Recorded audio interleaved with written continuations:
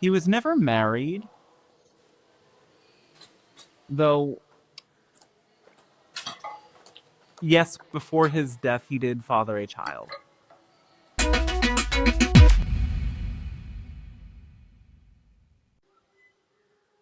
Hello, and welcome to a special Christmas episode of Answers from Other Worlds. I'm Mike Mahala, and I'm in Rome. Dante, where are you? I'm in Kerala, in India. Wow, how's it going? Intense. I'm in Panchakarma treatment and a lot of purgation right now. That is intense. Well, thank you so much for joining us today. I would wish you a Merry Christmas, but I think you might be having a very different Christmas from some people over here. That's for sure. That's for sure. Okay, well, let's start. I have questions about Christmas and Jesus. All right, let's dive in then.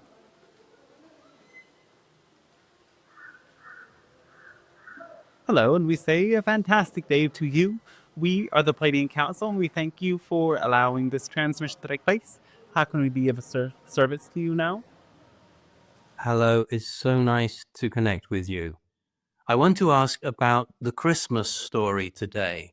So first of all, can we start with how did Mary get pregnant? What can you tell us about the pregnancy? Well, there might have been a human involved known as Joseph. The idea of immaculate conception is a sort of mythology overlaid onto the events. Nonetheless, Jesus was a saint, was an enlightened being, but he didn't come into the world in such an extraordinary way. Right, and what about the pregnancy, the period of pregnancy? It was a very powerful experience for them both.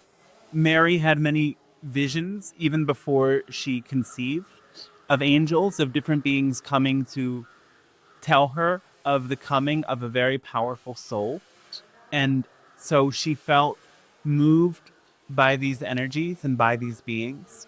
It was a very beautiful time with some challenges as well. Right, so in what ways was Mary unusual or special? She had many visions from a young age. She could feel the presence of angels and different beings supporting her. And she always knew that she was destined to have a very deep connection with God and to realize that in some way. Right, you said angels, so that's different from ETs. It was angelic. Yes.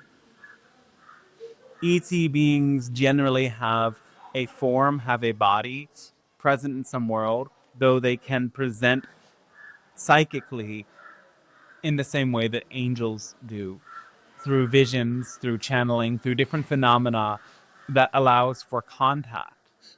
Unlike ETs, generally, angels don't have that physical form. They're simply a part of non physical layers of reality. Okay. What about the birth itself? Was that as described in the Bible with the story that the pregnant Mary is traveling on a donkey and they can't get a room in an inn and they end up in a stable? Yes, that's correct. So why was that? Can you tell us more about it? It's a bit divinely orchestrated because as there were many who were coming for the birth of this special being, there were also those who were on the lookout with not the best intentions. And had they been in a place that was less discreet, or more discreet rather, sorry, we were right the first time, less discreet, more obvious, then there would have been more challenge, more opportunity for them to encounter these beings with less than the best intentions. All right. So who were the wise men and what about the gifts they brought? What's that about? They were leaders from different parts of that region who were also receiving messages and inspiration from angelic forces to come and find this child. Were they academics or were they like kings, royalty? They were something like royalty, yes. But they were using like astrology or just visions? Astrology or something of this sort might have aided their process, but they absolutely had their own visions to come and find this child. Right. What about the guiding star? Was there some guiding star? Yes, that was an angelic light that was guiding them. It manifested as a way to support them in finding their direction at that time. Okay. Is there anything else you feel you can tell us about the birth of Jesus? He brought a powerful aura of serenity with him as he came into the world. He did not cry so deeply as some children do as they come into the world. There was some sort of a cry as he took his first breath, but afterwards he was quite calm and quiet, and he had a very calming, gentle presence. All right. And so he was also unusual as a child. Yes. In what ways?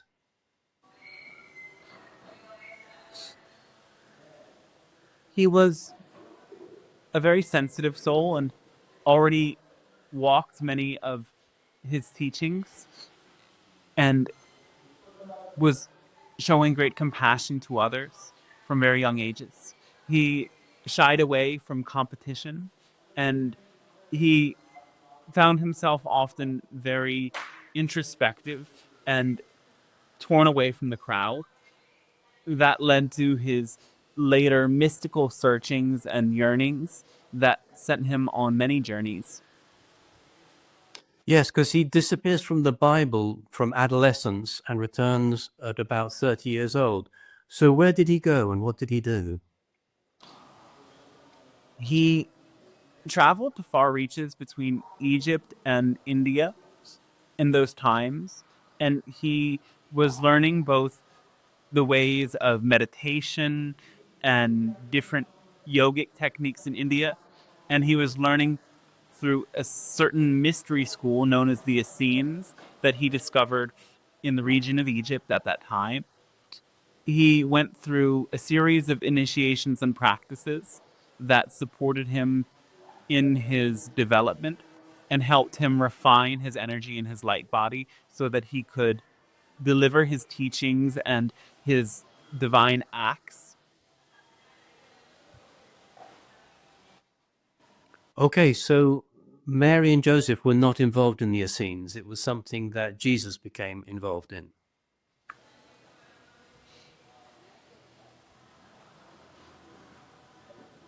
They did have some inclinations. They had some of their own initiations, and they encouraged him to seek out his own deeper initiation.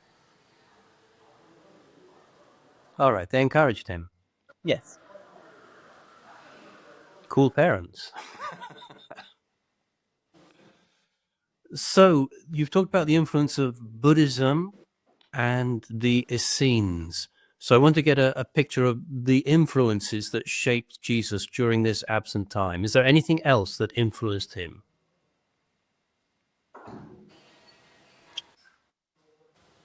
Well, obviously, the Jewish religion, which he was a practitioner of, he did do some studies of Kabbalah before he went on his pilgrimages. Okay. And did Jesus get married and did he have children? He was never married, though, yes, before his death, he did father a child. Okay, what happened to that child? She was raised by Mary Magdalene, and they fled together from that region and came to live in France. Right, yes, that is a legend that I'd heard of. Are the Merovingian kings descended from that child? Yes, that's correct. Wow.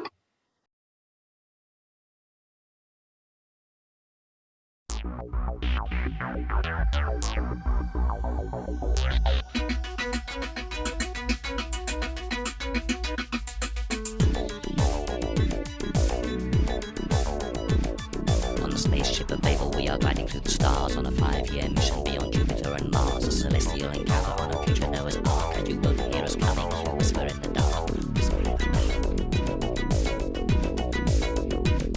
There's an Ewok close behind me as we try to disembark here. Obi-Wan Kenobi as we whisper in the dark. Whisper in the dark.